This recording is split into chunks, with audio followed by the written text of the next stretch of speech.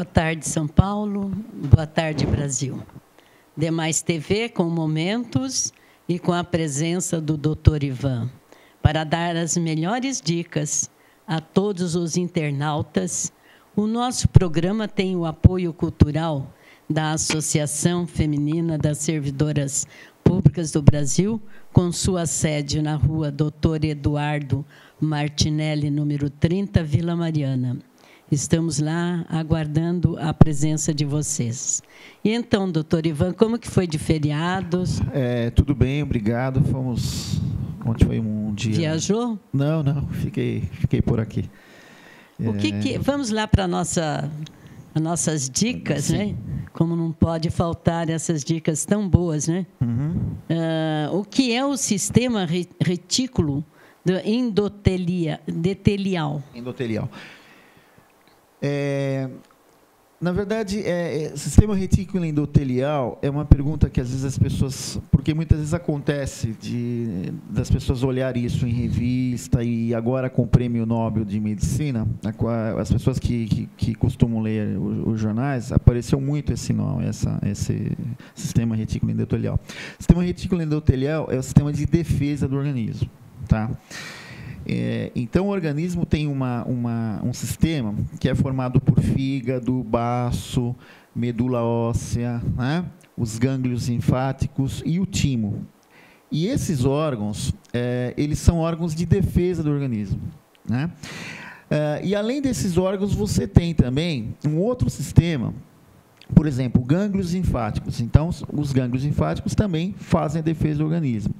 Aí você tem também os anticorpos. Então, tudo isso a gente chama de sistema retículo endotelial, ou sistema de defesa do organismo. E essa pergunta veio bem a calhar, Decila, porque a gente teve agora o Prêmio Nobel de Medicina, que, por sinal, é uma fatalidade. Ele morreu 15 dias antes de receber o prêmio. E ele estudou uma vida, né, e acabou falecendo 15 dias antes de receber o prêmio. E o que ele descobriu? Ele descobriu que existe umas células, e essas células que fazem parte porque você tem um neurônio, né? O neurônio é a célula nervosa, tá? O neurônio é a célula nervosa.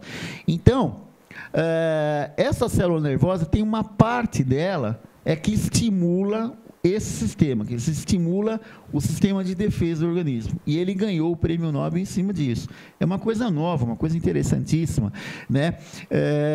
Que são as células, que a gente chama de células dendríticas, que fazem parte do neurônio, que faz parte do sistema nervoso. Então, tem muita gente até que já me perguntou, lendo esses artigos dessa experiência, sobre isso. E o que é o sistema retículo endotelial? Então, em resumo, é o sistema de defesa do organismo e que vem a calhar que houve esse prêmio Nobel relacionado a isso, né? Por isso que E qual a ligação entre a boca com oftalmologia? Isso é uma coisa muito importante, viu? Inclusive, vocês têm agora, quer dizer, sempre tiveram, mas agora vocês têm uma oftalmologia forte lá na FEM, diga-se de passagem, né, Dercila? Com médicos que eu já, inclusive, tive a oportunidade de conversar com eles, e são pessoas muito experientes, sabe? E a gente conversou porque existe uma ligação muito estreita da oftalmologia com a boca. Por exemplo, existe uma coisa chamada uveíte. O uveíte é um órgão dos olhos, né?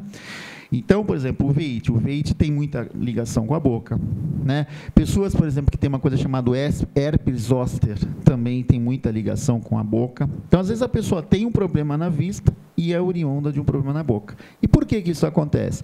Porque você tem um nervo chamado trigêmeo, que é o maxilar, que é o nervo que inerva aqui, o mandibular e o oftálmico. E todos eles saem de um mesmo local, que a gente chama de gânglio de Gasser. Por isso que, às vezes, a pessoa fala, poxa, mas o que tem a ver que eu estou com problema nos olhos, e o que tem a ver com a boca? Tem tudo a ver, como a gente já conversou, inclusive, em outros programas. Poxa, o que tem a ver o coração com a boca? Tem tudo a ver, entende, Dercila? Então, a oftalmologia, assim como a cardiologia, assim como o otorrino, sempre tem alguma coisa a ver, né? E a oftalmologia, por ser, inclusive, estar muito próximo e ter essa ligação com essa parte nevrálgica, às vezes a pessoa tem um problema na boca e, de repente, até fica cega, viu? Eu quero deixar isso muito claro. Às vezes a pessoa tem um foco importante no dente e pode, inclusive, né, contaminar esse nervo óptico e desenvolver até cegueira. Não diga. Entendeu? Porque tem muito mito, odontologia é muito mito. O pessoal pensa que boca é separado do corpo. Ah, eu vou no dentista. Não, você vai num médico especializado em odontologia, que é o que acontece na Europa.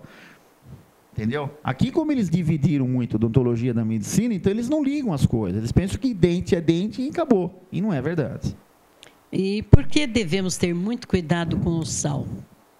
Porque o sal, o que acontece? O sal, ele retém líquido. Então, pessoas, por exemplo, que comem muito sal, um dos fatores do aumento de pressão é o aumento de líquido. Então, o indivíduo, por exemplo, que come sal de uma forma indiscriminada e põe sal como, né, e não está nem aí, porque tem muita gente, inclusive, que nem sabe isso. Às vezes você vai em restaurantes, por exemplo, a gente vê, inclusive pessoas mais simples, que eles usam sal, que é uma coisa absurda. Realmente. Dá vontade de mandar parar, falam, pô, é muito sal, cara. Não é assim que faz, né? E eles usam muito sal.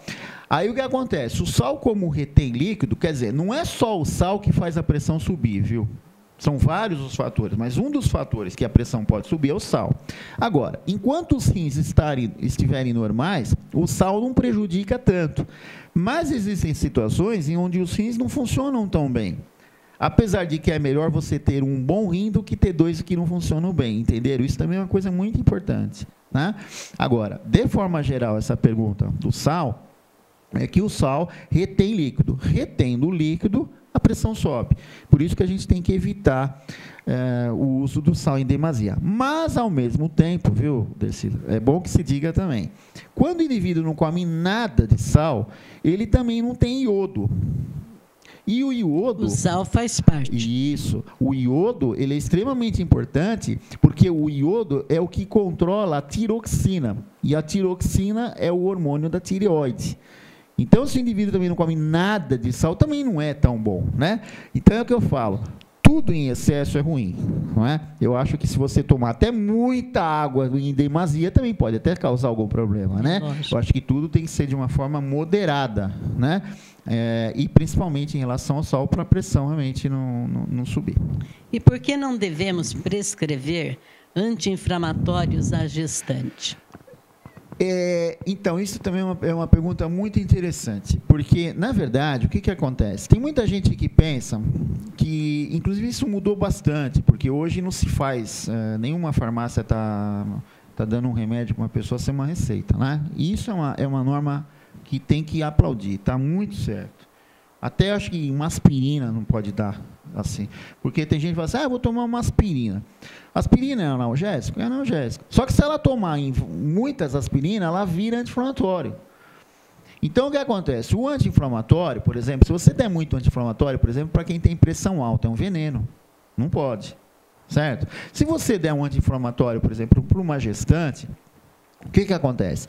O anti-inflamatório, ele age numa substância, vou ter que falar o nome da substância, que é um nome muito feio, age numa substância chamada prostaglandina. Prostaglandina é uma substância que faz isso com o vaso sanguíneo, ó, dilata.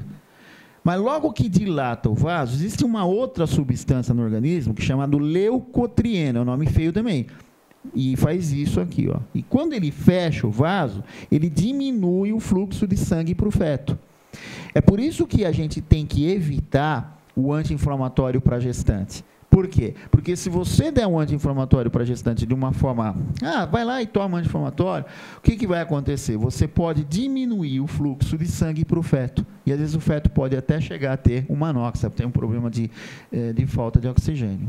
Nossa, isso é bem... Então, são detalhes, às vezes, sabe, que muitas vezes as pessoas não valorizam. Mas esses detalhes, muitas vezes, podem levar a consequências dramáticas. Né? O uso de sal indiscriminado, o anti-inflamatório dado de uma forma sem critério nenhum, né? E, infelizmente, no Brasil é assim, as pessoas vão lá, eu quero tomar aspirina, vai lá, quantas aspirinas você já tomou? Já tomei umas 8. Além do que, por exemplo, aspirina... Está correndo risco de vida. Correndo risco, né? Além do que aspirina, você sabe que é desagregador plaquetário. Então, por exemplo, se uma pessoa toma uma aspirina, como, por exemplo, faz uma extração de dente, aí fala assim, que remédio? Toma qualquer remédio. Beleza, ele vai lá, toma uma aspirina, pronto. Aí, no outro dia, vai lá, sangrou pra caramba. Por quê? Porque a aspirina fez sangrar.